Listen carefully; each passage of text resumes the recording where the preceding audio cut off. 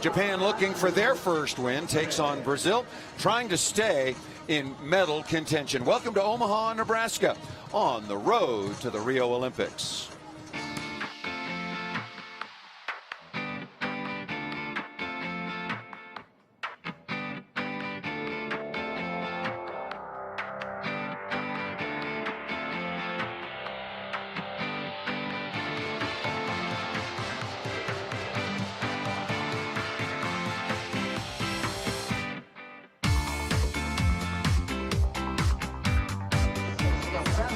And welcome inside beautiful CenturyLink Center on day 3 of this 5-day round robin.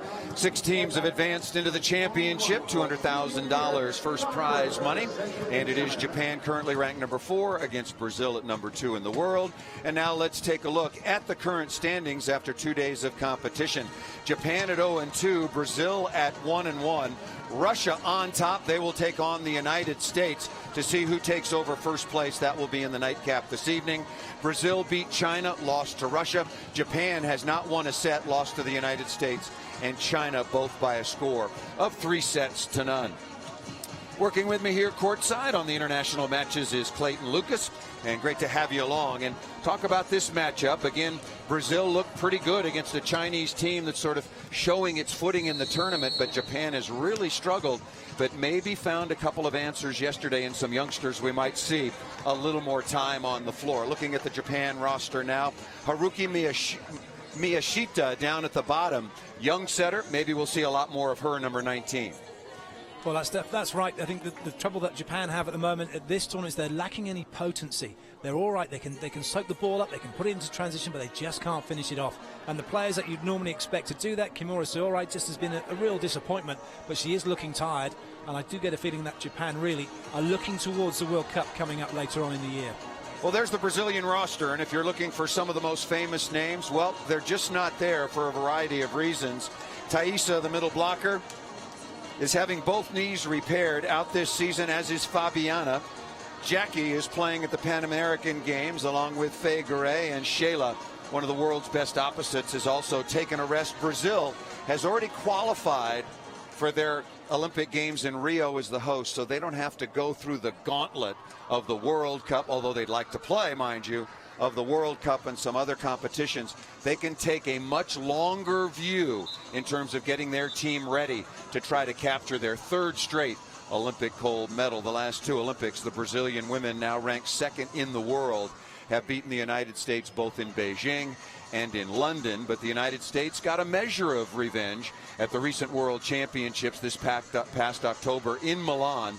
The United States beat Brazil in the semifinals and then went on to beat China to take home their first ever World Championship. The warm-ups have been concluded. Japan will be wearing black uniforms today, Brazil in white. Teams to center court, where we'll have the playing of the national anthem, and then it will be first serve here in Omaha, Nebraska. First for the national anthem of Japan.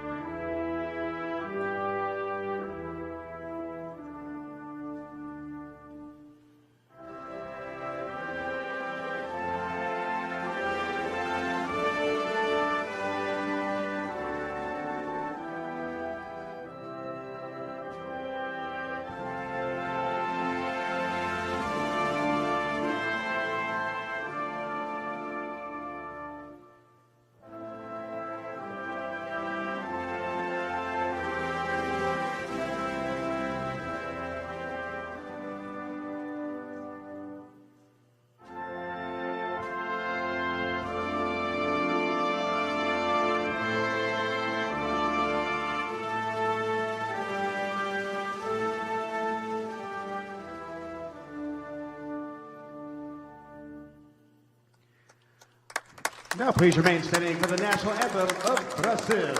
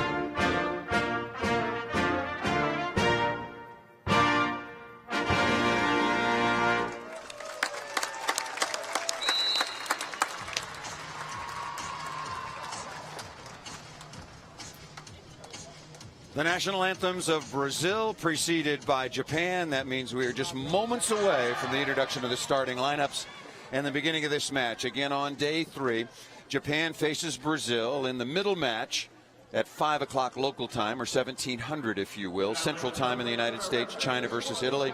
And then in the nightcap, the 2 undefeated teams will be Russia and the United States for first place. Karina Renee from Argentina on your left will be the first referee, and the second referee will be Taufik Boudaya from Tunisia. There is also a dedicated challenge referee. More on the challenge system in a moment if you're not familiar. Best 3 out of 5 sets. First 4 sets to 25 points, must win by 2. Fifth set, if necessary, will be played to 15. Starting lineup for Japan. These 2 teams meeting for the 38th time. Miyu Nagaoka coming out. Shimizu Koto as well. There's the starting lineup. Sarina Koga, young player, number 8, only 19 years of age, had 10 points versus China. Hiraru Shimomura, Yuki Ishii, and Ryo Otaki will be the starters. And the young setter, Hiruka Miyashita, will come off the bench once again. Masayushi Manabe, in his 6th year as head coach for Japan, done a wonderful job. Japan, a bronze medal at the last Olympics and silver medal at the last Grand Prix. Brazil will wear their white uniforms once again. Danny Lin's the captain, coming out number 3. Juscelie number 2. Carroll at the middle blocking position. Gabriela Guimarães number 10. And she's lucky she's not seeing Russia's blockers in front of her anymore. Really struggled yesterday in their 3-0 loss. Natalia Paredes and also Monique wearing number 15, Monique Pavão. And the head coach for Brazil is Paulo Barros. His nickname is Coco. Most of the Brazilian players by custom, like Neymar, like Ronaldinho, like to be known by one name. And as an announcer, a long stretch, I'm perfectly happy to mention just one name and accommodate, no doubt about it. Your thoughts on this matchup? You know, it's a young Brazilian team, and again, during the course of the match and matches today, we'll talk about China and their roster, or lack thereof. We'll talk about Brazil, the players who aren't here or are. I've already mentioned some of them. But yesterday was really, really a poor performance for this group against Russia. What do they have to do differently today? First and foremost, they need to make sure that their passing is working so that they can release their options. They didn't really get to run the middle, and then that put lots of pressure on the outside. Gabby struggled against a very big Russian block. Key for them today, get that pass in, get their options going, put pressure on Japan. Noticeably for Japan, Kimura Saorai, number 3, isn't starting, and Yuki Ishii gets her spot, so even more trouble really for Japan in their attacking department. They've lost their tallest player, but to be fair, she hasn't been playing that well anyway, so a good opportunity for Yuki Ishii. She does not deserve to be on the court right now. She has not played at all well enough, and she should be offensively the leader of this Japanese team. And immediately the lefty Nagaoka, at only 5'10", 23 years of age, one of only 3 players on this roster from Japan that played at the World Championships in 2014, tournament won by the United States. First look at Yuki Ishii, and again Japan in their black uniforms. Interesting, Clayton. 38th meeting all time between Brazil and Japan. That is at the Grand Prix. Brazil has won 32 of the previous 37 meetings. And this is the most played matchup in the history of the Grand Prix in a rematch of the London semifinals. Brazil winning easily, 3-0. Japan trying to play quickly. Nice dig that time by Juscelie. And once again, the middle blocker playing good defense. Monique out of the back row. Very nicely done by number 2 in white. Digging in position 5. Lovely play from Juscelie, holding up, taking the power away from Japan. They weren't even looking this time to go a block out, trying to put the ball on the floor, and Brazil soaking it up and coming back with a nice wipe off. And that ball served out of bounds. Once again to review the early results in this Grand Prix tournament for Japan. Lost to the United States and were absolutely overwhelmed. They were outscored 75-45 in that match, and then lost to China yesterday. And one note, China again playing without any of their stars. Did not look good on day 1. They lost to Brazil. But on day 2, and maybe it was about the matchup, that young Chinese team really looked good. So that's going to be a good matchup coming up next between China and Italy. Leia, who has taken over the main duties at the libero, wearing the off-colored jersey. A beautiful dig for Brazil, and then over the top of the block and the score for Japan. Well, one of the pluses that Japan have had has been Sarina Koga through the outside and showing it again with that swing over the block, deep to the baseline. And looking at Brazil, that's a real confidence booster for Leia, the libero. She didn't play well in their game against Russia, didn't make half as many digs as she made in the previous match. She'll be feeling good about that particular play she just made. Good dig in system. Koga asking for it again, but instead in transition. And beautiful one-on-one block that time by Natalia Pereira. Clever blocking from Natalia, kept her discipline. We're into transition, but she was already out wide, ready to come into play instead of chasing the ball from in to out. Here is Danny Lins, the captain, part of the London Olympic gold medal team for Brazil, their second Olympic championship, and also a bronze medal at the last World Championship. Good ball control. Pretty much in system. Natalia into the cross court. Joust coming.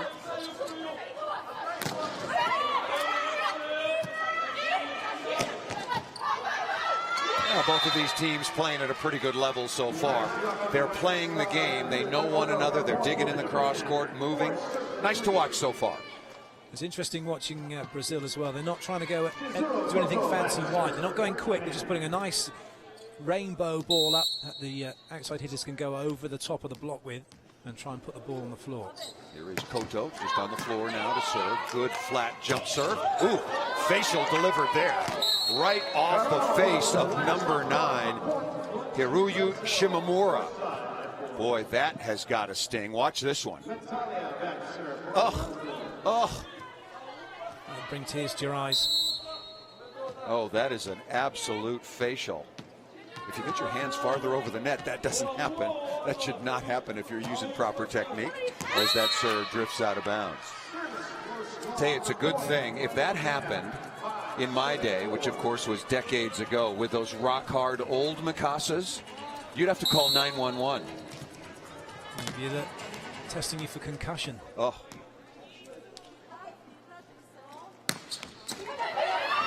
That ball's up. And beautiful serve that time by number 8, Sarina Koga. Interesting story, and talking about the hopes of Japan rebuilding their program. Only 19 years of age, the leading scorer in the loss against China, but just graduated from high school. She's a real star for the future. Got great potential. Brazil struggling with their serve receive once again. Japan trying to play faster, a little bit of a misconnection. Gabby on the outside. Did she miss that? No, a touch was called, so good high flat shot by number 10 in white. Well, this is her favorite shot. She likes to hit the ball down this line. Always leaning slightly to her left when she strikes the ball, so she'll hit more of those than she will anything else during the course of this match. A little bit of a micro touch there as Carroll, the middle blocker, goes back to serve. Nagaoka so patterned into the cross court, and a good read and a good drop by Giusielli.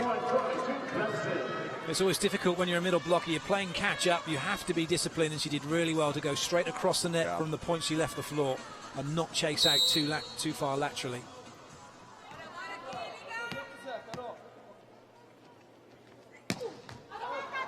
Interesting, Japan deploying both of their liberos in this contest. Number 2, Kitaki Zayusu, it will be in reception, and the other libero, Miyosato, will be in when Japan is serving. Those rotations when the middle blocker doesn't serve, mind you.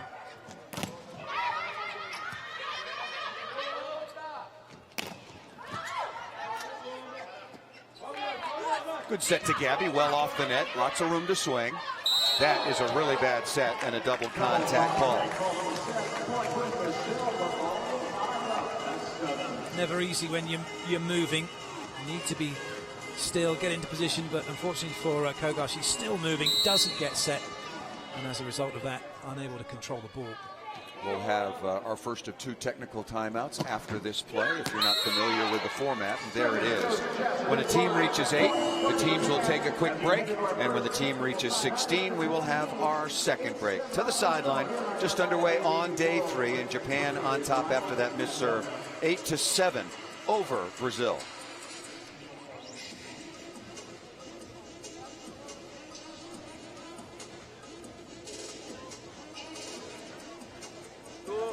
Deu largadinha, o que acontece? Saque não tá vindo tão rápido, saque mais rápido da Saori. Brazil is always a very fashion-conscious outfit, and bringing a bright, bright light of colors to the court here in Omaha, Nebraska. Well, this is a great shot, and one thing is always fascinating me about women's volleyball is the fact that very few of them actually wear proper volleyball shoes. A lot of them are wearing sneakers or running shoes, which aren't designed for really playing the game, because they don't have that stability in the shoe when you're landing and moving, but they seem to be really popular in the women's game. I could have gotten away with that for about 30 seconds.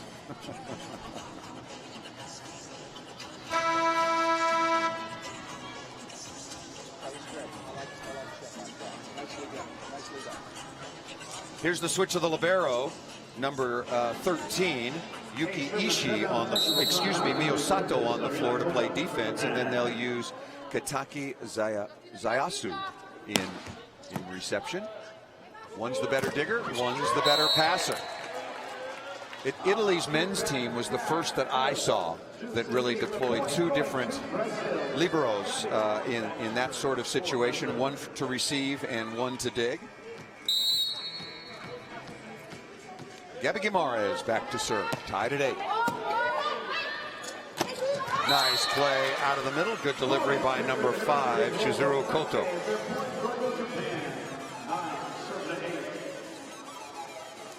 Well, this is where Japan are going to have to do more of this, put more time pressure on Brazil when they're looking at, when they're in attack. Here is Ishii. Serving the front row passer, and Natalia Pereira doing a very good job. Why is that tactic so effective sometimes that you just saw Japan try to break down Brazil? But just because it doesn't give Brazil any time to react to what's happening. And in stark contrast, Brazil here, they don't need to worry about going quick. They can just go high and wide, and they'll go over the top. But Japan don't have the height. They don't have the ability to do that, so they've got to find holes in the block to try and get the ball on the floor. Perfect example right there. Natalia, no trouble at all, just snapping the ball right over the top. Another kill for number 12. She's going to enjoy her day at the office if it continues like this. She's able to go straight over the top with no trouble. Not like hitting against the Russians. Yeah, that was a day to forget for her and for Gabby. Brazil had 24 hitting errors yesterday against the tall and statuesque Russians. And a hitting error statistically in volleyball is a ball either blocked straight down for a point or hit out of bounds. And along with their passing troubles that you mentioned earlier, that was Brazil's downfall as they lost to Russia 3-0.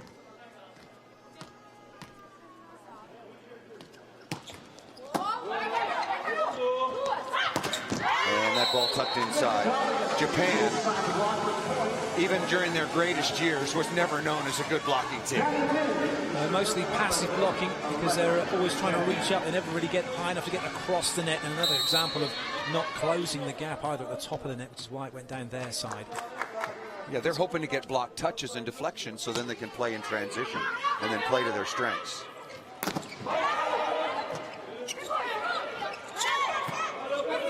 Ball passed very tight and on the joust. The setter number 5, Koto, winning that particular point. Brazilian coach Paulo Barros can't believe his team lost that point. That's really good strength actually from the setter, Koto. And that ball will carry out of bounds. Almost all the women's teams at the elite level of international volleyball, save for a couple of women on Italy's team, will all jump, float, serve now. Why has that become such a big weapon? Well, the ball's travelling on a flat line, so in the past with the jump serves and regular float serves, the ball would be on an arc. So as a passer, you have a starting point and an end point that you can pick up pretty quickly as to where the ball is going to land. But when it comes at you flat, you really don't know where it's going to drop, and it makes it really difficult then as a passer to work out exactly what the ball's going to do. Is it going to be short? Is it going to be long? And also the movement that comes with that contact on the ball on a jump float also makes it wobble around as well. Very difficult to deal with. Here is Serena Koga, an up-and-coming star for Japan. And they could use a few. They need to reload. Nice swing that time by Guimaraes off the top of the block. There's only one jump server, one recognized jump server on court, and that's Japan's Miyu Nagaoka. But from what we've seen of it so far, she might as well just stand there and float or just roll it back. Yeah, it's been ineffective. She needs to send that one back home. It's not effective at all. Tipped there and rejected by Giusielli out of the middle.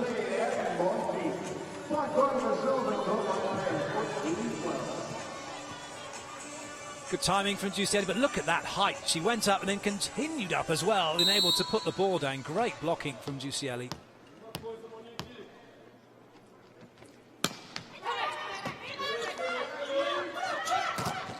That ball off the block and out of bounds. One further note about the Brazilian roster, as Japan gets the point here from Nagaoka, is that a couple of their really outstanding veteran players, Jacqueline Carvalho, now Andres, she's married to Murilo Andres, great star for Brazil, and Figueiredo are both playing at the Pan American Games, or have been playing at the Pan American Games in Toronto.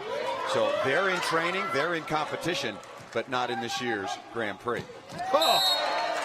Great contact out of the middle for Brazil. Great work by Giusielli. Comes in, just turns slightly and able to unload on the ball. The block was taking away a completely different angle. Really good swing. Yeah, you pointed it out before the match began. Danny Lins is a top flight setter. She's very good. Good save there. Nagaoka high up into Giusielli and out of bounds. Very nice swing by number 1 in black for Japan as she goes back to serve. Back and forth, very tightly contested opening set. Japan led at the first technical timeout 8-7, and here it is, 15-14 Brazil. Japan looking for the tie. Good sprawl by Natalia, and she'll send it up. That was a very average free ball pass dug there by Leah. You want to put that ball right on top of the net. That's better. Quick offense, but a better block. Giusielli along with Danny Lins. And that gets us to the second technical timeout. Now with Brazil turning the tables and taking the 2-point advantage. Teams will head to the sideline, take a short break. Thanks for joining us on this 23rd edition of the FIVB's Grand Prix Final. Well, it's all about this. Make the dig, keep the ball off the floor. And even if you have to give it back, it's not a problem, because then you can rely on your block defense. I see so many players who are starting out or being coached, and they think that they have to win the point if they got a chance to have a swing, or even if they're stood on the floor, they're hitting the ball over harm, when really they should just dig it back over, volley it back over, reset and go again. Case in point with Brazil winning that particular transition play. The Olympic Games coming up in just over a year's time, of course, in Rio de Janeiro. And following that, 4 years later, Japan once again will have the honor of hosting the Olympic Games. So you have the two next Olympic nations going at one another. And volleyball is going to be maybe the biggest sport in Rio de Janeiro, both indoors and on the beach. I don't think there's ever been a volleyball tournament like it in a country where the sport is so popular. When Brazilians were allowed to enter the lottery to try to get tickets, indoor volleyball was the most oversubscribed in terms of applying for tickets domestically in Brazil. Of course, their hopes are that their men and women will win gold medals.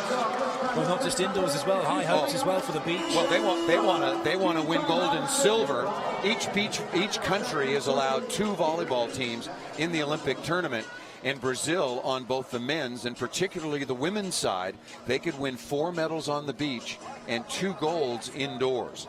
Brazil's women's team is currently ranked number 2 behind the United States. Their men's team is ranked number 1, but came up well short at the recently concluded World League Finals. Similar 6-team tournament. It's not round robin, it's pool play, and Brazil was eliminated in the preliminary. A lot of disappointed people and a lot of nervous fans about the Brazilian men's team when they didn't make it to the semifinals. That team was won by France, The second place team was Serbia, followed by the United States. Poland, the reigning world champions, were fourth.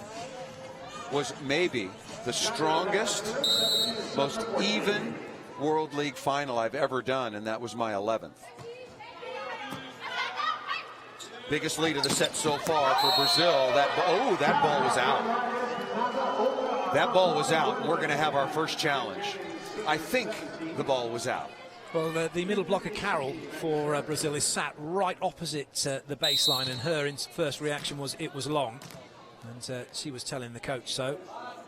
Very close. Oh, and they didn't challenge. So that gives me an opportunity to talk about the challenge system. There's a camera on every line. End line, 3 meter line, center line, on the net. You can challenge ball in and out, ball off the block, blocker into the net, center line violation, 3 meter line violation, foot fault violation on the service line, and ball into the antenna. You get 2 challenges per set. If your challenge is upheld, you keep the challenge. If you're incorrect, you lose it.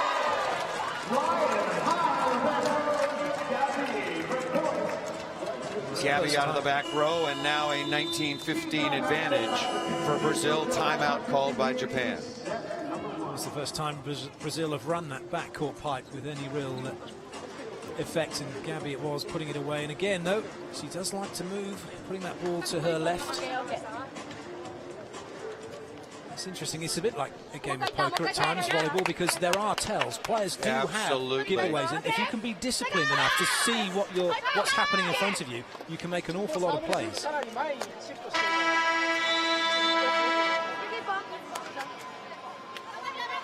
I have so many tells that I don't ever sidle up to the poker table. I'd have to have 4 jobs to support that.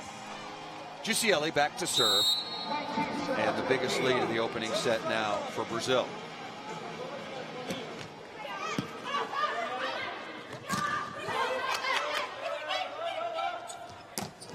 Left side and out of the reach. Giusielli's made a couple of nice digs early, but just misses this one. And once again, Serena Koga, number 8, with a kill. Managed to keep it off the floor, but unfortunately it was just a little bit too far away for the chasing players to bring it back. Coaching staff as well, just making sure that Gabby didn't get hurt. Soari Kimura on to serve, now 28 years of age and one of the real star athletes in all of Japan. Boy, has not played well here so far. First 2 matches she has been completely ineffective. As a matter of fact, she was taken out early in that match against China yesterday. Boy, nice high flat shot. Koga once again. Brazil saying no touch, but there definitely was. And Danny Linz saying over to the coach, don't challenge, I touched it. It's brilliant. It's classic volleyball. As the ball goes wide here, Danny Linz is shaking her arms. No, I didn't touch it. I didn't touch it. Yeah. And then admits to the coach, yeah, I did. Don't challenge. Yeah. Well, but that's how the players now, the players and coaches are learning the challenge system. You know, your instincts as a volleyball player is always be a complete liar. I didn't touch it, no way. But now you have to be honest with your coach. Otherwise, if you say, hey, I didn't touch it, when you know you did, then the coach burns a challenge, and he might not have one late in the set when he really needs one to maybe save your team. Timeout called by Brazil. A little bit more poker creeping into the game, really, because you're bluffing, aren't you? And it's like, are they going to call that bluff? So if first of all, the players are trying to bluff the ref. I didn't touch it, I didn't touch it. If the ref buys it, great. If it doesn't, then you have to think about the challenge, and then you have to say, well, no, don't call a challenge because actually I did touch it. But if the refs don't see it, the lines judges don't see it, it didn't happen. Right. Had a lot of those. Paulo Barros, the head coach for Brazil. We had a very nice conversation with him, a little bit frustrated after yesterday on a couple of fronts about Brazil's performance or lack thereof against Russia. And one of them involved this scenario right here. They'd score a couple of points, and then Brazil would come right back and give up a couple of points. Remember, he said Russia would score 3, we'd tie it up, then we'd give up a couple. And that's exactly what this younger team has done. Natalia Pereira with a kill. Well, this is the safety ball, really high and wide out to Natalia. She's having a great job, not having any trouble really going over the top of the Japanese block.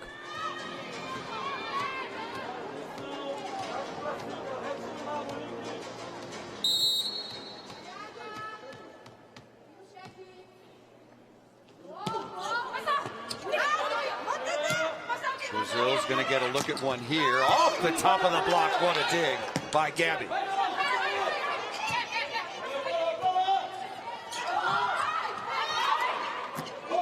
Beautiful bump set to the outside. Natalia off the top of the tape and out of bounds. But what a beautiful dig, and then a dish by Leah. Great read from Gabby. And then a good chase from the rest of the team to keep it in play. That was unlucky by Natalia. She thought about going over the top, but could see an angle, but didn't quite get a good enough contact. Oh, good kill out of the middle, and the middle attackers, Carol and Giusielli, are getting a lot more opportunities, better passing for Brazil. Makes such a difference when you've got options, and then you get the middle running, and then as far as Japan are concerned, then it's pretty much going to be one-on-one for most of the match.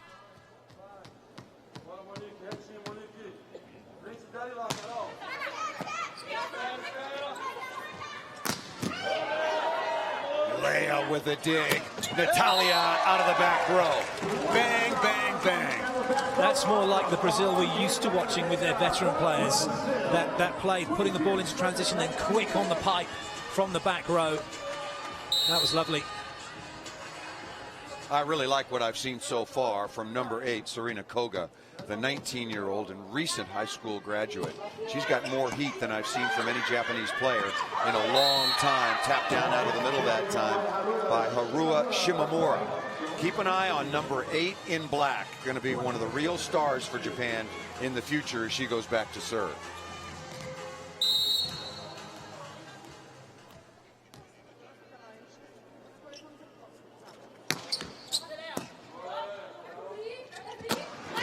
Good contact in the middle once again. Of course, during the course of the Grand Prix, you can join the conversation on Twitter. Go to hashtag FIVB Grand Prix. Talk about what you've seen from the United States, these two teams, Brazil and Japan, what you thought about the World League, the huge upset by France, what you think about the challenge system. So hit us at hashtag FIVB Grand Prix. Paul Sunderland joined by Clayton Lucas. Hope you're enjoying our coverage of day 3, still to come, China and Italy, followed by Russia and the United States.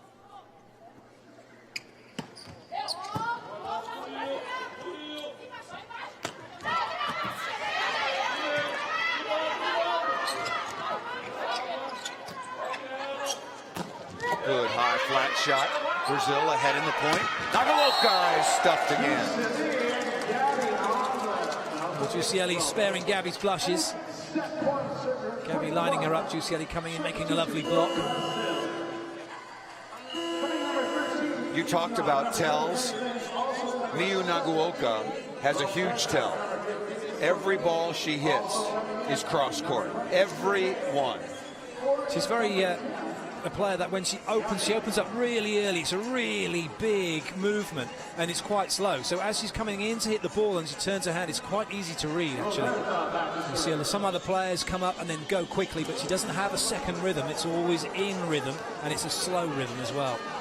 Roberta Ratsky, the backup setter, coming on as part of the double substitution. Suele in as well. Adding some blocking along with number 13, Ivna Mata.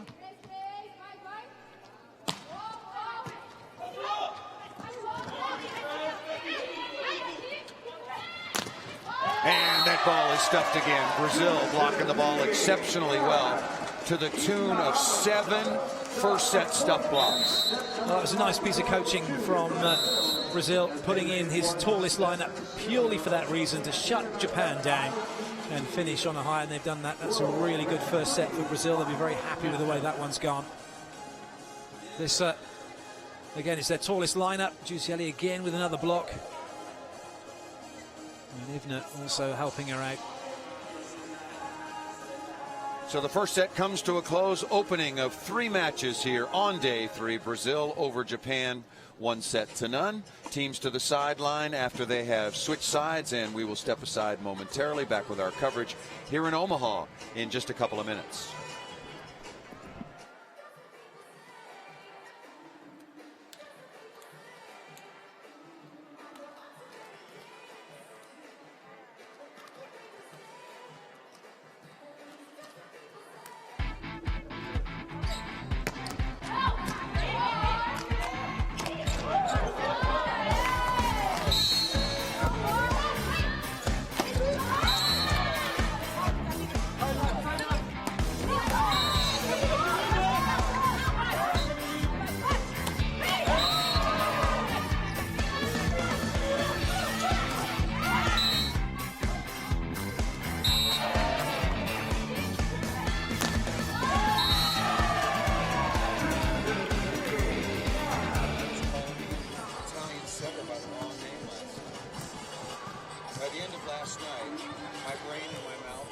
close to one another.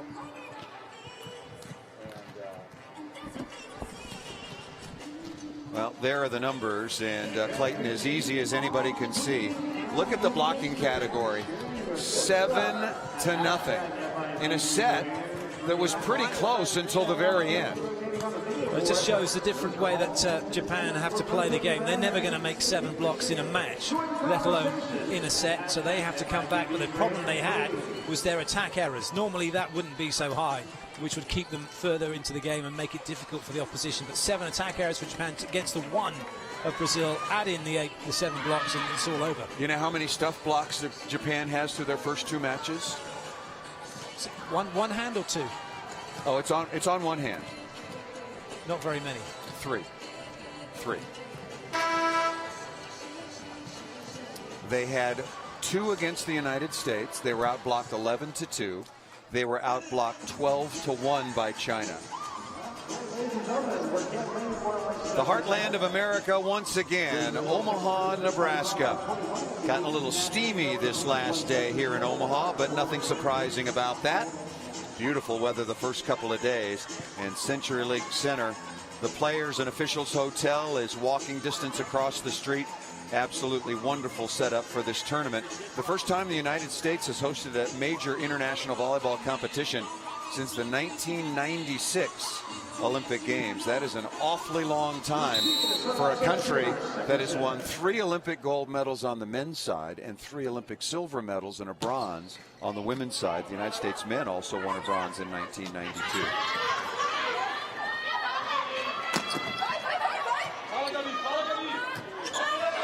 Just underway, second set, and that ball whiffed inside by Natalia.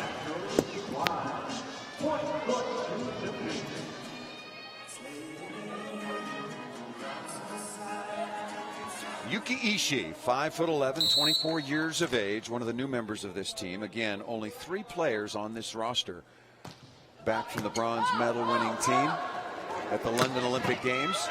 Good snap over the top of the block. Joust coming, and once again lost by Natalia. 2 in a row. And it's the setter, the shorter of the 2 players, but she had the last press. She knew exactly what she was going to do in that situation. And Natalia not learning her lesson from the first time round.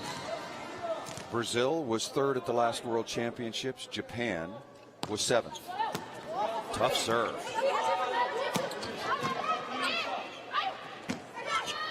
Koga again. She has heat. There's a real intent about what she's doing. She actually has one of those players who says, right, I'm going to put this away. I'm going to do something with it. And that's very obvious when she goes to attack the ball. Serena Koga already with 5 kills on 13 swings, but most importantly, no errors. Hasn't been blocked, hasn't hit a ball out of bounds. Hitting in terms of efficiency, 385. In finding efficiency, you divide the number of attempts by the number of kills by the number of attempts minus errors. So she's off to a very good start, as is Brazil at the offensive end, hitting 394, while Japan is only hitting 191.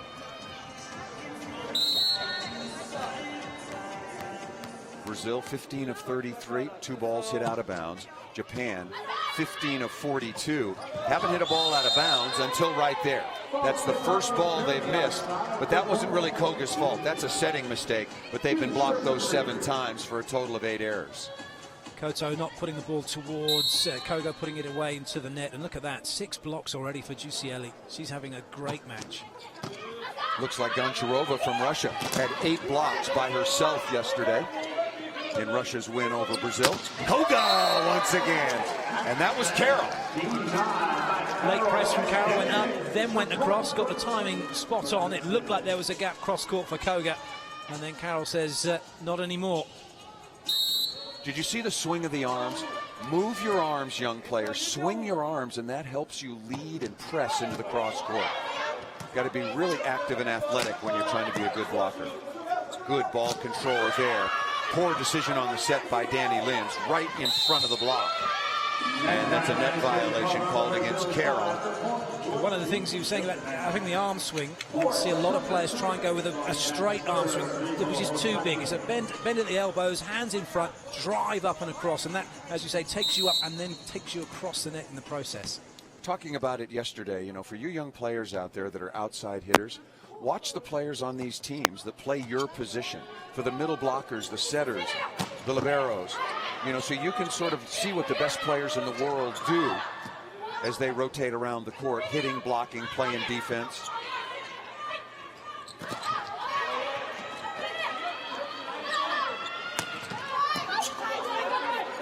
Good ball control by Brazil, right to the net, in system, another dig, late recovery. And on the slide, off the top of the tape, bounces once and twice, and then down to the floor. A lucky swing from Carroll, but they'll take it. It's brought them right back into it now as well at 4-all. If you're just joining us, excuse me, Clayton. Brazil won the opening set 25-21. I mean, Japan led 8-7 at the first technical timeout in the opening set. Brazil led 16-14. It was very close until above 20, and then Brazil just ran away with it.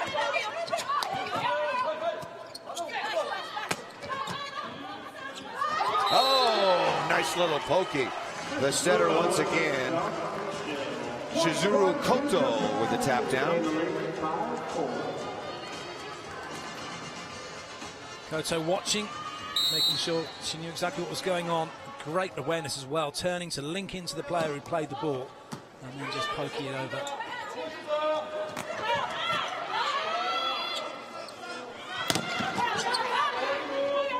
Koga going to get another look. She needs a higher set.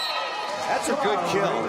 But boy, I know Japan wants to play faster, but that was a tough ball to get to for the recent high school graduate. Well, that ball only just went above the height of the antenna, but the quicker you go, the riskier it gets.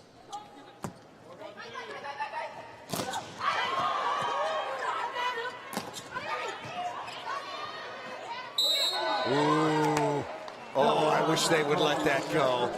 Come on, let's not stop rallies on that.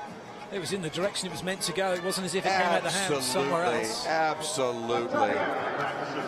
Yeah, let that one go. Let's play. I mean, if it had been number 5 had done that, it would have been play on the setter, but as it wasn't, it was Ishii, the outside hitter. Which makes no sense.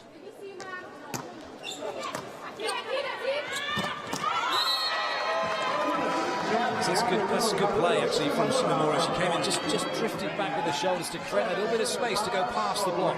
Just to finish that thought about the double contact that was called on Japan. If you watch a lot of international volleyball, you know that virtually anything goes on the first contact. I mean, you can do anything up to the point of almost catching the ball. But on the set, it's called, in my opinion, way too tight. First contact, it's called way too loose. I wish they would get rid of overhand receive. Much too much of an advantage, particularly in the men's game, on the jump float serve. Women can get the ball down around the waist and the knees. It's not as big a factor. But it just gives the offense too much of an advantage. Ishii is stuffed on the outside. There's the difference between Ishii and Koga. Ishii just doesn't have enough velocity to find a crack in the block. And at the speeds that she's going at, doesn't have a time to make any changes either. It's what she goes with. Very difficult to come up with something else. That's why I like beach volley as well, because you can't volley the first pass, and you have to have that skill level. You know, I've debated it with some coaches, and I've debated it with people, you know, that are in the decision-making process. And I say, fine, you can take the ball overhand, but it's got to come out clean. And so we'll see how that goes, but there won't be any changes, I don't think, before the Olympic Games, as we've come to the first technical timeout of the second set. And Japan leading again 8-7. Well, Japan very nearly had their first block in that first passage, but only ended up being a continuation. And at the moment, they're still struggling to find one, whereas Brazil have just bossed it in that department. Well, if Japan gets a block, you've got to alert the media. This Brazil here getting the job done now with 9 stuff blocks, and Japan still with a bagel in that category.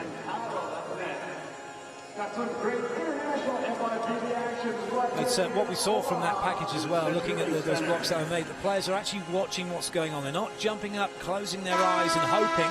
They're seeing the ball, they're seeing where it's going to be hit, and they're getting their hands into that position and making sure that they see what happens. So important, I think, when you're blocking.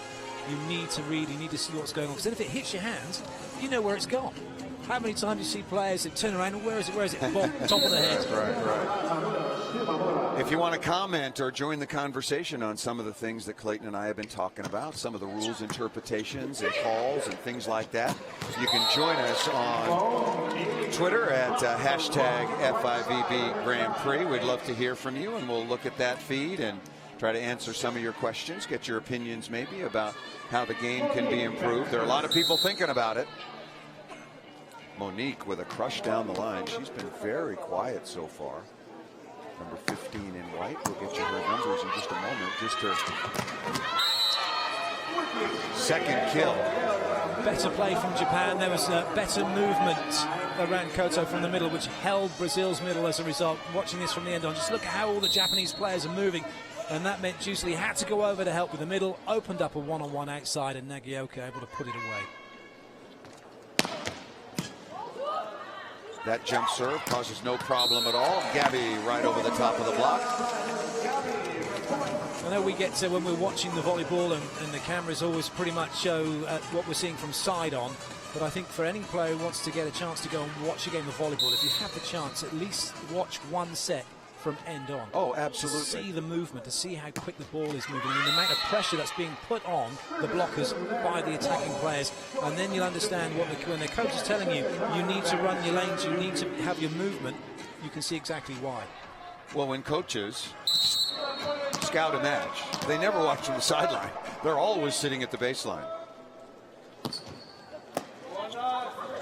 Oh, nice tip to the floor on the second contact by Danny Lins.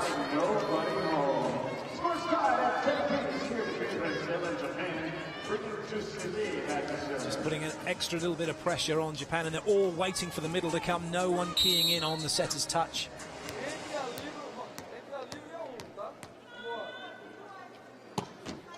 Tough serve. Japan out of system. And Nagaoka into the block. Restart the point. There may well be a challenge coming. Japan looked like they might have touched the bottom of the net as they kept that in play. We'll see who wins the rally. Good ball control by Brazil. And out of the back row, off the top of the block, and off the defense. And now, actually, Japan is going to challenge. They're going to challenge, at least, if my body language reading is good, Masayushi Manabe is going to challenge the center line.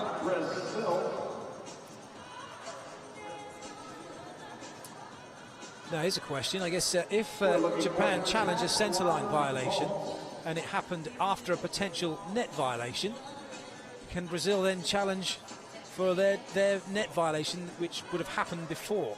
They could. That'll be our first challenge then. Let's just not challenge the challenge of the challenge of the challenge. Well, we know what Paulo Barros, the head coach for Brazil, is thinking about. And if you're wondering where Jose Guimarães, Roberto as he is known, is not here in Omaha, he is coaching the Brazilian representative team in Toronto at the Pan American Games. Are those games over? I've been busy. Let's take a look here at the challenge. This is the official challenge video, and there is no 3-meter line fault there. So good swing out of the back row, and a very good look at it. I really like the challenge system. I have, 95% of the time, I am all good.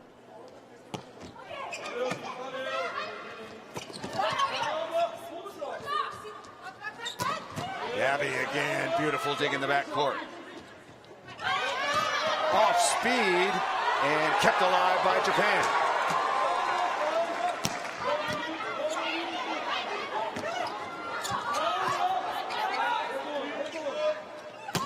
Monique again. Well, it's a great swing from Monique, but that was just wow from Kotiki Zeyasu to get the ball after it had just been dug, and it wasn't more than a couple of inches off the floor. That was impressive, but look at this. That is just, well, unfortunately the refs, that was an amazing dig. Giusielli back to serve. Rio Otake stretching out all of her 6-foot frame, 1.82 to get that ball up. Nagaoka outside off the top of the tape once again. And so predictably into the cross court. Timeout called by Japan after they led 8-7, forced to call a timeout, trailing Brazil 1-0 and 13-10 here in the second.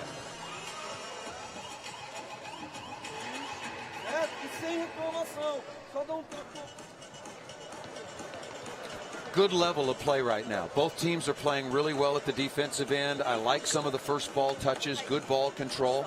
It's just a matter of firepower that separates. Brazil is just winning all the long rallies. Well, it looks close. I mean, there are only 3 points in it. The first set was only a 4-point difference. But those of you, I think people watching the relative new will be thinking, oh, Japan have got a chance here. But actually, I think in the context of the way this is going, Brazil are very comfortable with what they're doing. Absolutely. That's a good point. 13-10. Remember, at the latter stages of the first set, they went from 19-18 to being up by 4, then 5. 11 points already. Giusielli just on the overpass, and another joust is lost. It's a hat trick of joust wins now for the setter for Japan, Koto. Brilliant. She's got the shorter lever, so she's actually got the ball in front of her. And actually, sometimes when you get on the ball and you're over the top of it, and then you're coming down, your hands have to come back, so you're a little bit weaker. And that's just really good from Koto. Those points have been vitally important. That have been won by Japan. Oh, one-on-one block. Kogo with the stuff. Excellent read and react from Kogo. She's all the way over, has to come right back the other side and takes away the power of Monique. Excellent blocking. And once again, what hurt Brazil yesterday in their loss to Russia, giving up back-to-back points when they found themselves getting some separation. On the overpass, they're going to give up 3 in a row.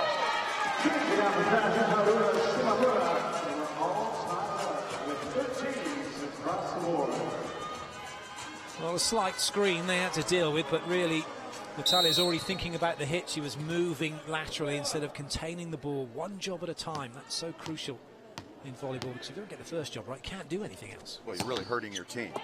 Concentrate on one contact at a time. Japan a chance to take the lead. Good dig by Gabby.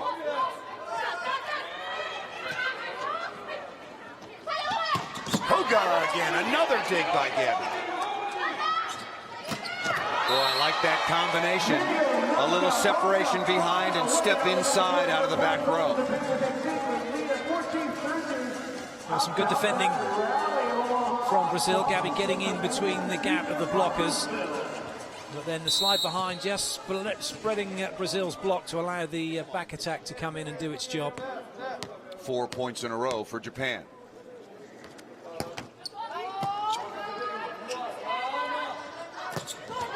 Well, and that run is ended. Cross-court slice by Natalia. Brazil going back to some volleyball 101. High ball out wide, over the top of the block. Job done.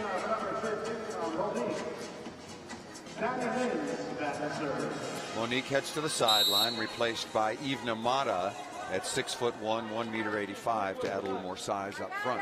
Tied at 14. And into the top of the tape by Danny Lins.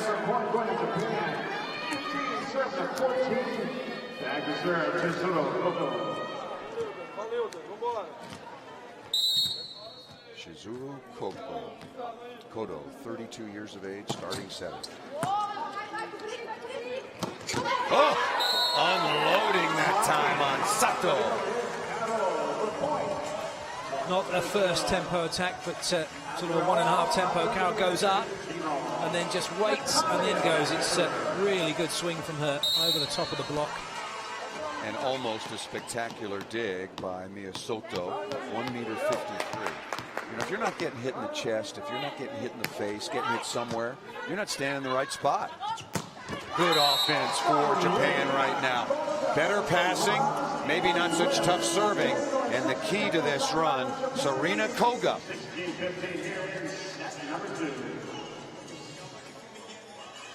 Good ball in, plenty of movement again. Japan just always trying to put pressure on with the runners. It's a bit like a game of American football, the setter being the quarterback and you've got your attackers, the running back, all trying to create the holes in order to get the ball through. And to see that movement which pins the block, which then allows somebody to have either one-on-one or one-on-nobody.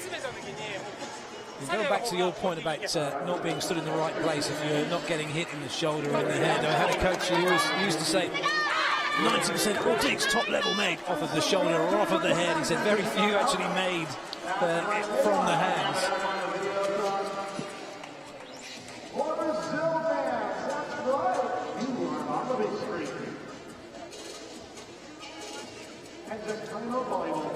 So coming out of the second technical timeout, Japan looking to even this match at one set apiece after dropping the first 25-21. And Sarina Koga, 1.80 meters, again just 19 years of age, and just graduated from high school. 7 kills, the only block for Japan. They have 4 in 8 sets, which is, oh wow. Well, just as we built you up, Sarina, that was probably your worst serve of the tournament.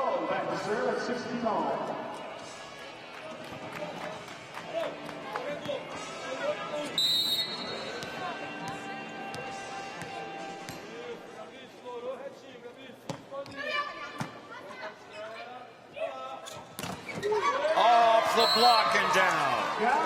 Well, that's one thing we're seeing an awful lot of, actually, in this World Grand Prix finals, that when people are covering the attacker, everyone is almost around the 3 metre line. In fact, they are 3 metre line and in. No one covering deep. So many balls could have been kept in play if the person at 6 just stays back and watches what's going on. There's plenty of people around the 3 metre line already. Yeah, got to have somebody at center field.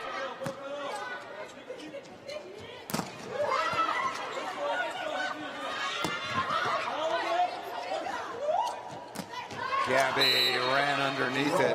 That was a really big miss. She just got in too tight to the net. The ball pretty much ended up coming straight at her, and she was facing the setter. Didn't even open up a decent attack angle either when she came in.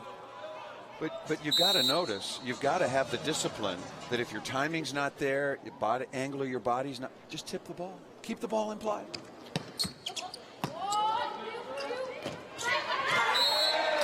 It's something you'd expect from no disrespect to middle blockers, but generally when middle blockers are coming in with that time pressure, they don't really think about it. They just swing and the block's there, they make mistakes. But with your outsiders, you've got more time. Yeah, absolutely. It's all about decision making. Because you know intuitively whether or not things are clicking, going right on every particular play. And good swing high up off of the block and out of bounds. Mami Ushiseto with an important kill for Japan. Tied at 18. Very similar to the first set. Well, this is where Japan now need to make a move if they're going to take it away. Brazil very good at closing out at the business end of sets, as we saw in the first. Kimura on to serve and misses back-to-back. Now Koga and Sawari Kimura have given away free points. Nagaoka will come right back on. That's nothing. I don't think there's anything more frustrating as a coach, and you bring a player in specifically to serve, and they'd repay you by putting it straight in the net or putting it out. Lots of room over there. And at this level, look, at this level, you should be able to serve in tough 95% of the time. And in 100%. I know there are certain pressures, certain situations, but when you come in, things don't change. The court is the same size. It will never change in someone's paint. The net is the same height. It's the givens, and you should be able to put the ball in play. And tipping into the middle of the defense once again. Giusielli able to tap that ball down. Timeout Japan. Good linking from Giusielli, just getting herself around, giving herself as well the space to come in and attack the ball. And although she couldn't hit it, great hang time from her just to tip it over. We've talked about it, and again, I've quoted American head coach Karch Kirai, who was the greatest defensive player that I ever played with, either indoors or saw play on the beach. And again, remember the word hinky. I'll finish the story after we listen to the Brazilian coach. Well, there we have it.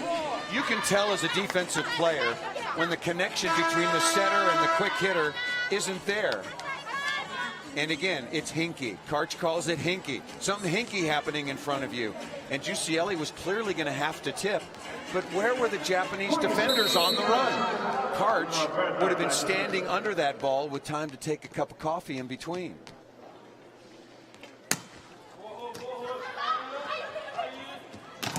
One-on-one. Nagaoka, she got to come out of the match. She has been totally ineffective so far. 9 of 24 with 6 errors and been blocked for the 5th time.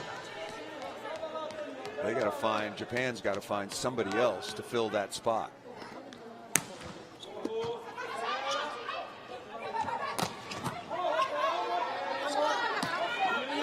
Good set, very hittable, roll shot down inside. How similar is this to the opening set? 1918 sprint by Brazil, 1919 sprint by Brazil. Well, it's almost a carbon copy, and it's been sparked off by that missed serve from Sori Kimura coming in, especially to serve in the net, second in a row. It's put pressure on Japan, and now Brazil just easing away. Roberta on the serve as part of the double sub. Tip there. That was cleverly done. Nicely disguised that time by the setter Koto. As far as Brazil are concerned now, it's 3 side outs and the job's done. Yep. And you know what? I don't know why the young setter for Japan isn't playing. If you're going to get her some experience, Haruka Miyashita, and she looked good yesterday versus China. I don't know why. I mean, coaches know their players best, but talk about a growing experience. Natalia able to sneak that ball in just inside number 21, Riho Otake. We talked to you about reaching out to us on Twitter. Tell us what you think about where does Japan go to get back among the world's elite. What about Brazil and the young players that you're seeing for the first time, what China's doing, what you think of the United States, the World League, the upcoming World Cup, the first Olympic qualifier. And what do you think about Brazil's blocking? That's Brazil block number 11 to 1 for Japan. Carroll enjoying that one very much as it brings up set point. I think it'll be even money that we'll see the backup setter Miyashita in set 3 because I it's hope not so. worked. I hope so. I wanted to see her all day long. She's only 20 years of age, already her 3rd season with the senior national team for Japan. And everything you read, everything you see says that she's the future of Japanese setting volleyball at the setting position. So get her some experience. There's no better experience than to be playing, especially if, from what I've heard, this is Japan are building to the World Cup. It's a big event for them. It's on home soil. They want to do well. Well, it's the perfect opportunity here in order to get the players in and get them playing ahead of that. Yuri Nabeya coming on to replace number 21, Riho Otake.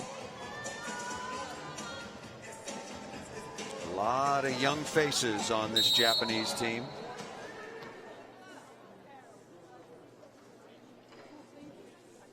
Set point for Brazil.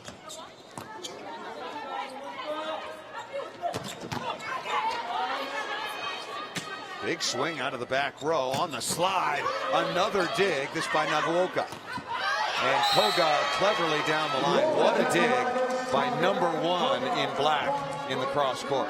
Well, that's a glimpse of Japan at their best, really. That's what their volleyball is all about. Soaking up the pressure and then coming back and buzzing around the block, going block out. Not only making the dig to deny the big hit, but then frustrating the block in the process. Brilliant work from Japan. A couple of really good digs and then cleverly down the line by Serena Koga. Timeout called by Brazil.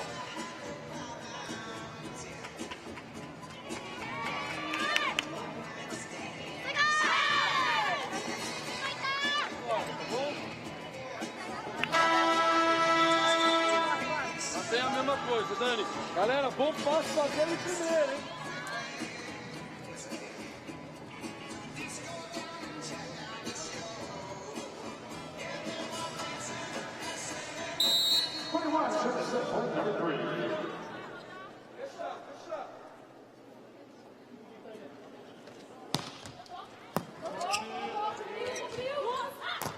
Natalia inside the block, another dig, this one by Koga. The dig, and not down yet. Joust coming, the fourth joust, won by the smallest team in the world. Timing impeccable. And this time it's Danny Lins who's actually put down onto her backside. She won't be happy with that. Setters don't like to lose jousts.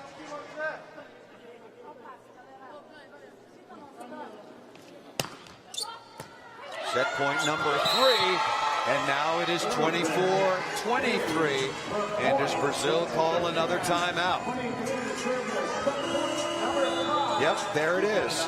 Timeout called once again by Brazil. They're out of timeouts. Japan has fought off 3 set points, and they're back within 1. This is just poor technique from Gabby. She's off balance. She's almost playing that on her toes. Her heels are off the floor. Didn't really know what she was doing. No chance for Danny Lins to go and get that one.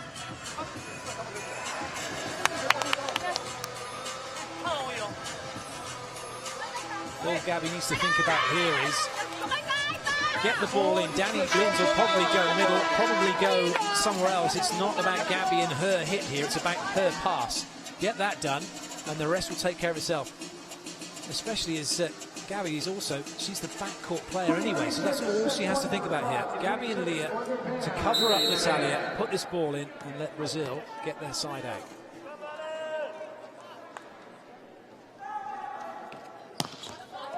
Tough jump float serve, excellent reception. Off the top of the block and down. Good call by you. It wasn't about Gabby Guimarães and what she might do out of the back row. First ball contact in system. Brazil puts that ball away after they had squandered 3 set points. And in the end, they take the 2 sets to none lead, 25-23, over Japan here in Omaha, Nebraska at the 23rd edition of the FIVB's Grand Prix Finals.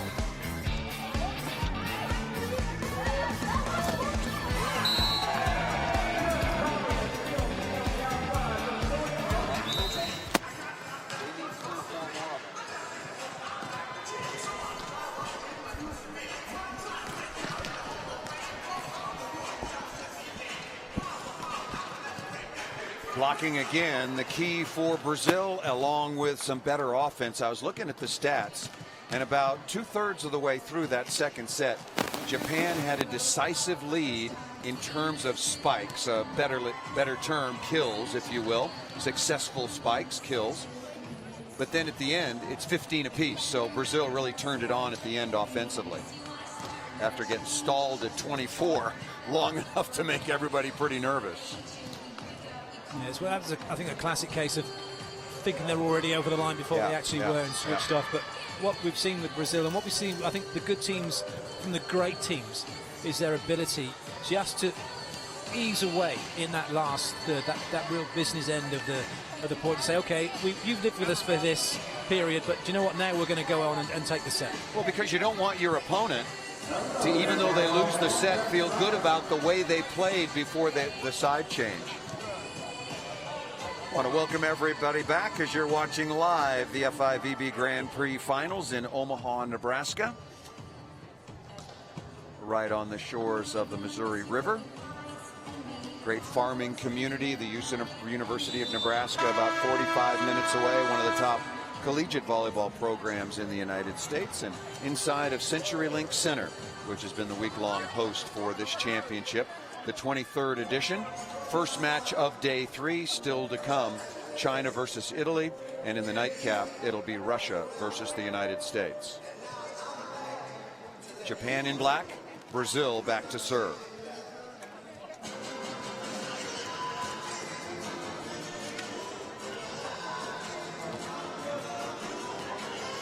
Himara is having a pretty nice match here against Japan. 6 of 11, only 1 error as a team. Brazil is hitting 364, 29 of 66 with 5 errors. Japan just hitting 183, 28 of 82 with 13 errors. Smart shot over the top of the block. Nice play from Italia, picking up from where she left off. Just one change for Brazil. And the opposite player, Monique's gone out, and in has come Ivna Marie in the opposite slot. And one change as well for Japan, in the fact that they have a change of outside hitter. Ichiseto is in, number 15.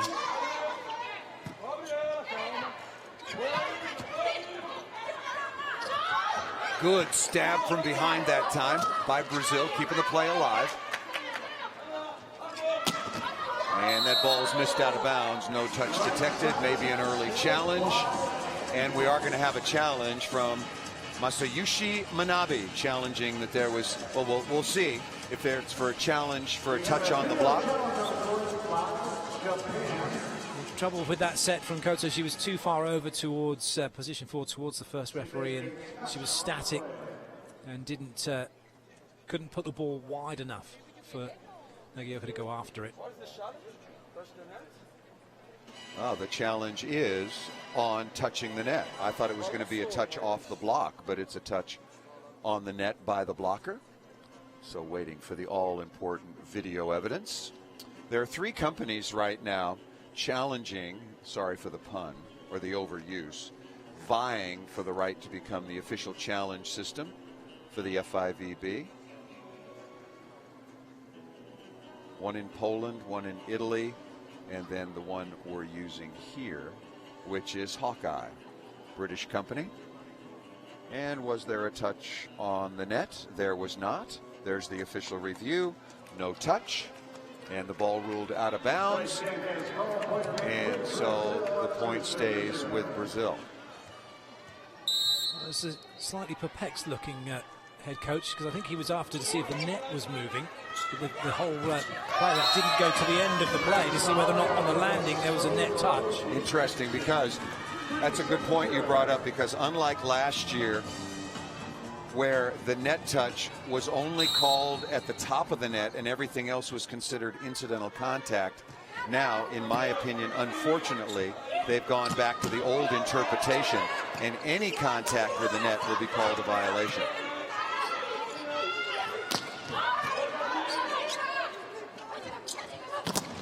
Very impressed with Brazil's court coordination.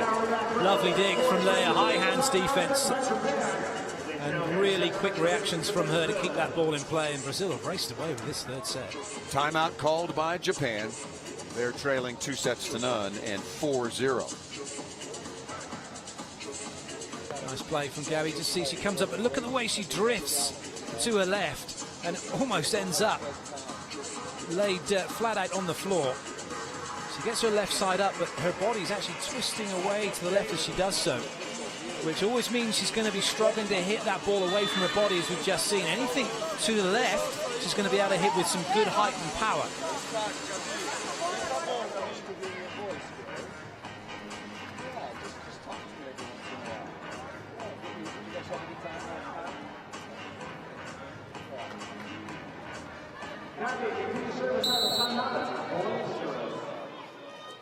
Coming out of the timeout, Gabby back to serve once again, and not very tough. Easy play handled by Japan. Traffic jam there. Bodies down everywhere. Brazil untangles themselves from that traffic jam. And on the slide behind, Shimamura with a kill. Brazil weren't back in position, weren't ready to deal with that after everybody trying to get the ball off the floor in the first place. Luckily, nobody got injured.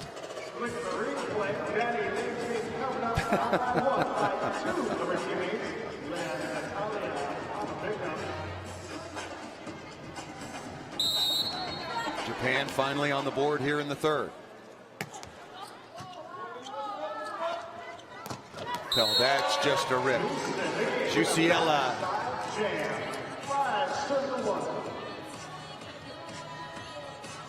Just watch the movement of Jussiela. Links into the ball, turns to face it, back again with the ball, and then able to get in rhythm with the setter.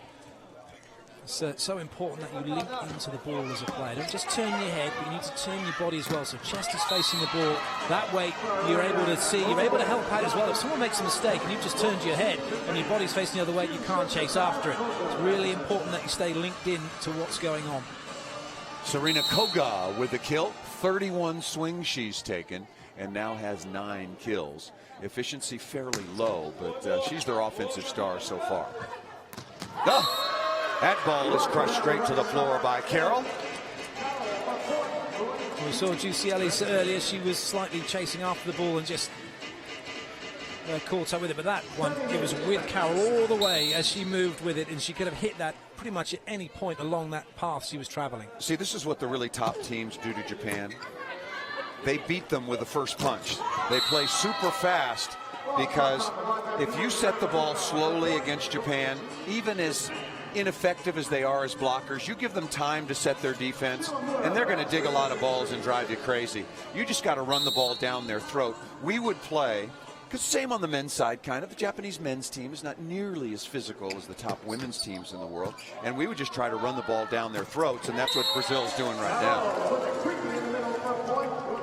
Let them get their defense set, and they will frustrate the heck out of you. They'll dig balls until the sun goes down. It's a classic phrase, the old sort of death by 1,000 cuts. The ball just coming back off the block, off the block, off the block.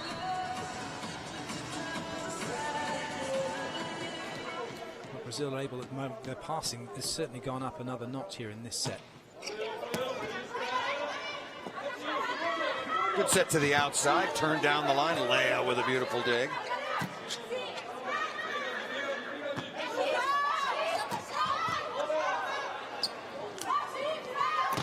And that's going to be a net violation called against Brazil. That's number 13, Ivnamata. It's always a worrying moment when you see that ball going that close to the net. A player going after it, blocker's already there. You're just hoping that there's not going to be any incident under the net. So Artie Sakota on to serve. One of 3 members of the London Olympic Games team back on this squad, as Japan goes through yet another transition. Took them forever. See how obvious it is? You know, you just want to pound the ball, pound the ball, pound the ball. Carroll, Jussiela, take your pick. Teams will go to the sideline. First technical timeout with Brazil leading 2-0 and 8-4 here as the teams will go to the sideline.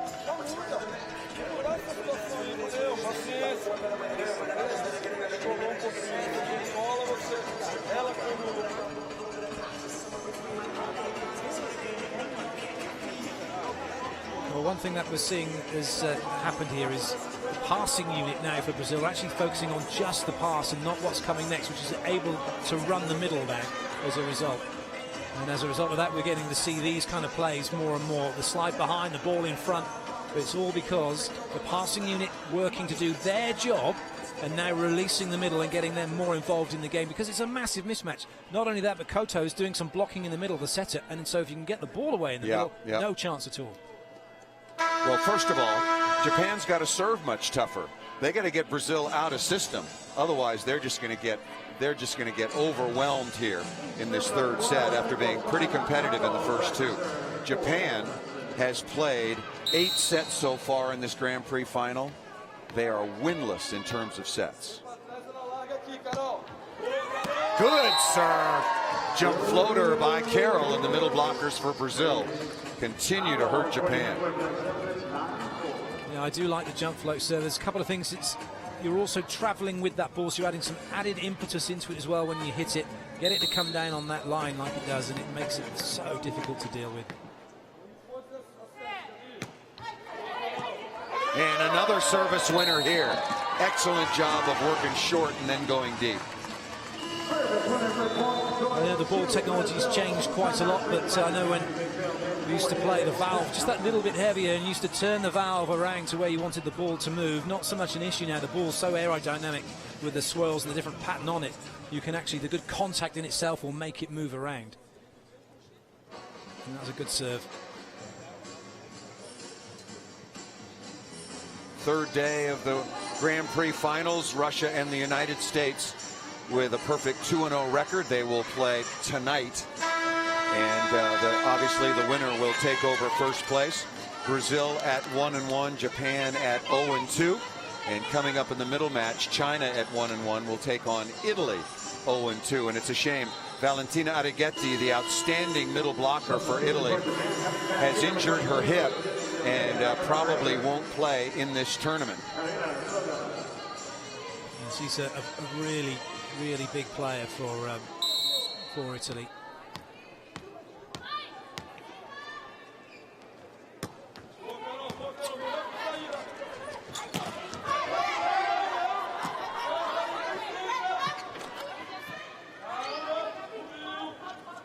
Even tipping, Setter Koto all over that.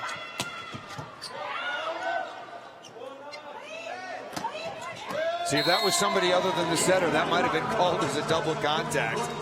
People might not know what we're talking about, but look, just anything you can do to keep the ball in the air, I am all for it. Nice swing over the top of the block, and Brazil is just wearing down Japan. Well, it's only now Koto who's on court from the start of the match. Wholesale changes for Japan as they try and get something out of this set. Gabi hanging into the afternoon and stuffing that ball down. I don't know why Masayushi Manabe took out Serena Koga. She was playing well. She's 19. Don't you want to get her some experience? And we haven't seen Haruka Miyashita, the young setter, either at all. I don't get it. I do not get it.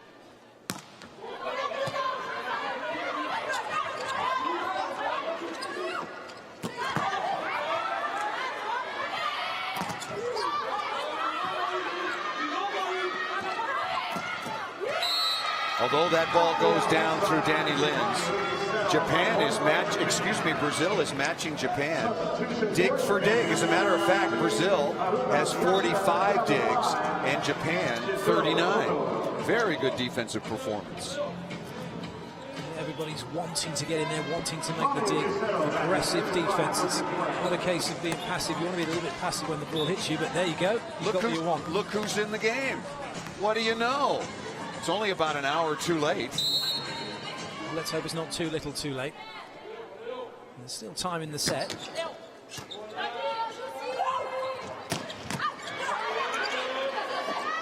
Yushiseto with a dig into the cross court. Gabi right back. Smart shot, keeping the ball in play. Quick transition. Oh, you got to control that ball and keep it on your side. Poor defensive play that time by Natalia Pereira, wearing number 12.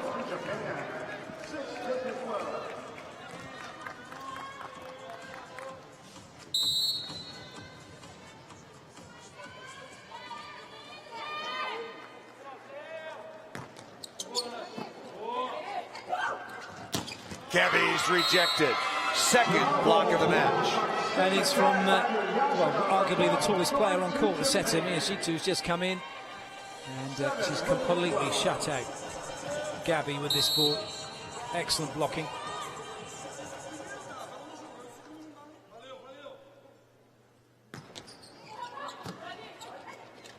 Into the middle again. Japan has no possible answer. And Paulo Barros, the Brazilian coach along the sideline, just goes, okay. Every time we're in system, set the middle. Nice work, Giusielli, holding the cross, turning, and then hammering the ball down to her left side.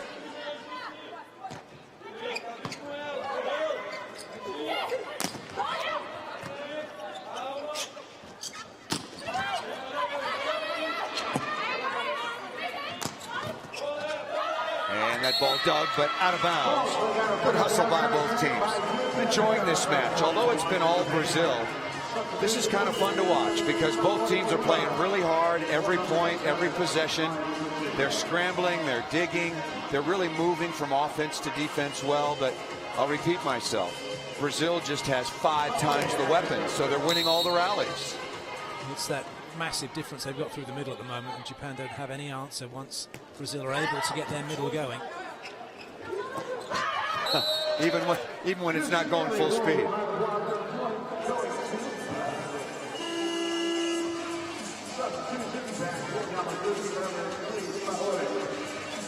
Yeah, you mentioned that Japan would be hosting yet again the World Cup. Only once has the World Cup not been held in Japan in all of its long history. 2 teams for both the men and the women will qualify there for the Olympic Games. More on that in a second. But it's a very unique tournament. 12 teams qualify from around the world, and it's an 11 match in 17 days grueler of a round-robin tournament. Great timing from Giuseppe, but look, she goes up, keeps her hand there, great hang time. Good swing inside. That was a quality set from Miyashita. That was just gorgeous to watch. Jumping, turning in the air to set that one out wide with a bit of pace on it as well. Yuri Nabea with the kill, and as soon as Miyashita comes in the match, who's back to serve, you immediately see that Japan is playing at a much faster tempo.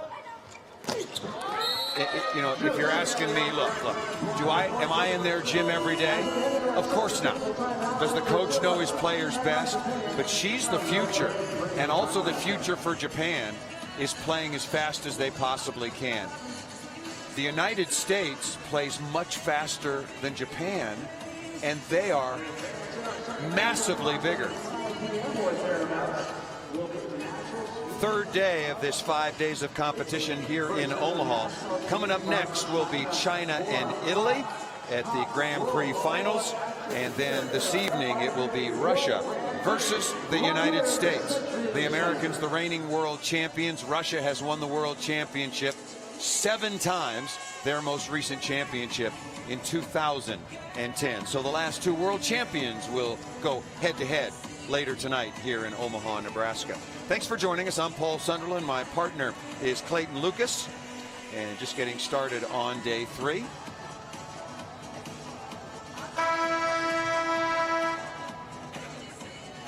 And be sure and check the FIVB.com schedule. Check the website and the schedule. The time for the final day's matches are different. They're at 12, 2, and 5 here in Omaha, Nebraska. I'll double check that right now. I checked it previously. Yeah, final day. It is noon, 3 o'clock, or 1500, and then the last match between Japan and Russia is at 5 o'clock or 1700. That is the final day on Sunday.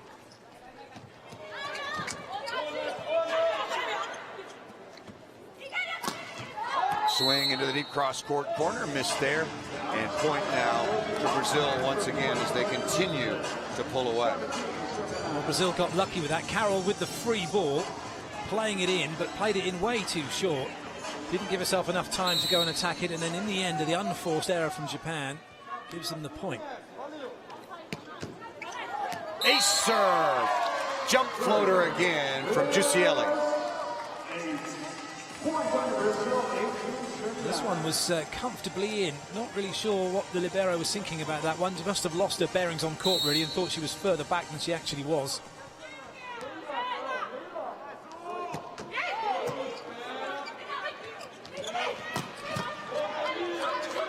What a perfect dig. What ball control. And then into the deep cross corner once again. Ivna with the kill, but a perfect dig by Gabi Guimaraes. It's one of those ones, it's the added bonus that you make the dig. Normally you want to put it to target one, and what I mean by that is high into the center of the court around the 3-meter line to let the setter come in and make the play, but that was right on her head. Yeah, they were in system after that dig. Punch to the outside. Japanese setter going to the floor, and now the rout is on, so Brazil is going to improve to 2-1, and Japan, yep, they better rethink. They're a different team at home, make no mistake about that. I like Koga, I like the setter, I still like Saori Kimura. We're going to have to ask before Japan's match tomorrow if something is wrong with Kimura, because she has just been a non-factor so far in this tournament. Well, she has been a player who's been with the team for quite some time and has carried the load in that outside hitting position, and normally I just think because we know how she can play, it's a bit of a surprise the fact she's not living up to our expectations really of what she can do.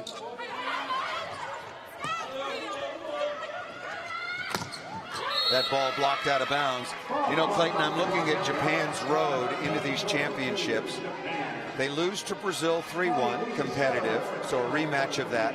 Beat Serbia 3-1, beat the Dominican Republic 3-0, beat Thailand 3-0. Thailand can be pretty good. Lost to Italy 3-2, lost to China 3-1. So they've been very competitive against some of the better teams in the world, but they're not showing it at all so far in this tournament.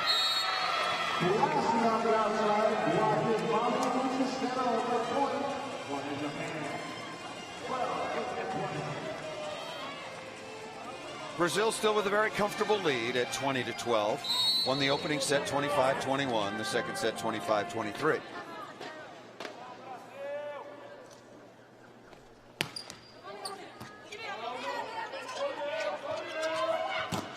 And that ball stuffed straight down. Another block on the outside.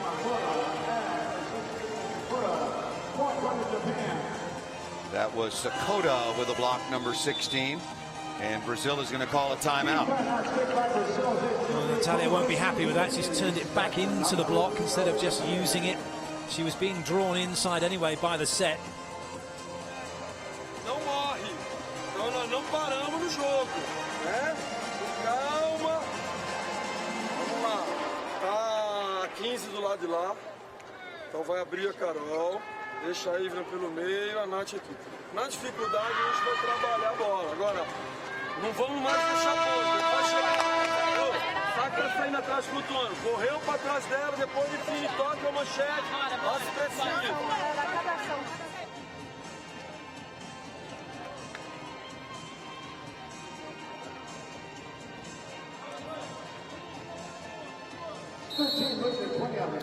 Coming out of the timeout, Japan on a little bit of a mini run. I think they've left it too late, but Nabea back to serve again. First ball attack, just run the middles until you get across the finish line.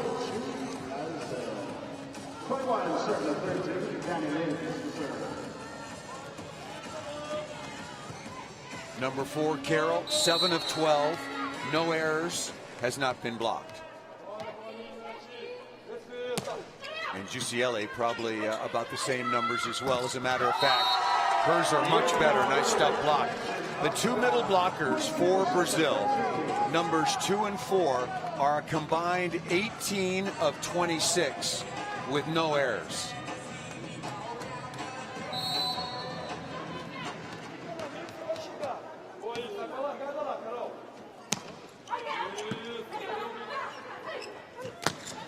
Nice, quickly to the outside.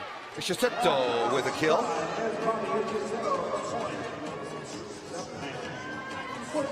Brazil just 3 points away. And with this win, Clayton, I'll look at their next upcoming match tomorrow. I check the schedule. But this gets them back in the mix as far as staying on the podium. Brazil's next match on the next to last day is against, you guessed it, the United States. Well, that will depend on the game between Russia and the USA coming up later on. If the USA win that one, then it certainly does open the door for Brazil. Once again, be sure and join the conversation on Twitter at #FIVB Grand Prix. Give us your thoughts about the tournament, what's going on in the world of volleyball this summer leading up to the first Olympic qualification tournament in Japan. The women's tournament begins on August 22nd. 11 matches in 17 days, followed immediately by the Men's World Cup.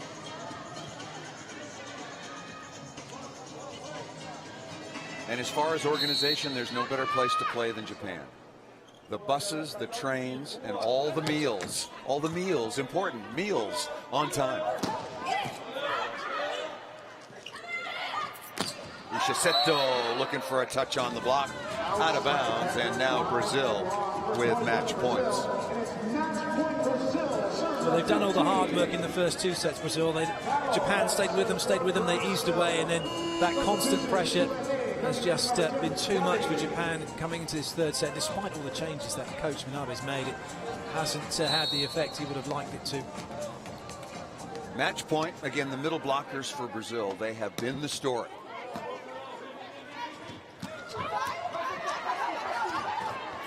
Keep that ball in play if you can, and Brazil does. Japan facing a match point, and not there. Good effort that time by Brazil. Just to give you those numbers once again, for Giusielli and for Carroll, they are now 19 of 27. No errors. 19 of 27. No errors. What we've just seen there as well from Brazil, their match points up. They've got a 9-point advantage. They could have easily said, oh, do you know what, doesn't matter. Sure, let's just side out. Yeah. No, playing hard. Shows the commitment. I like it. Still to come, China and Italy, followed by Russia and the United States.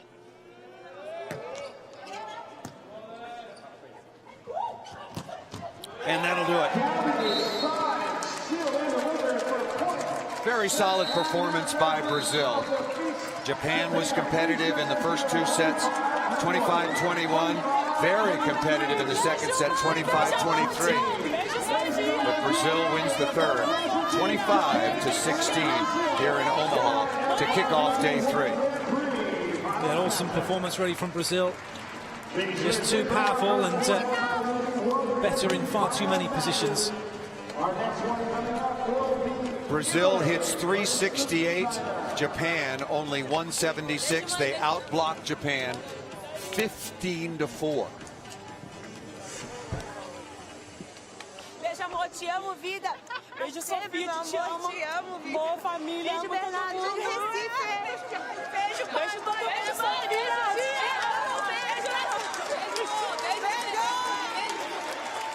Beijo, Rafa.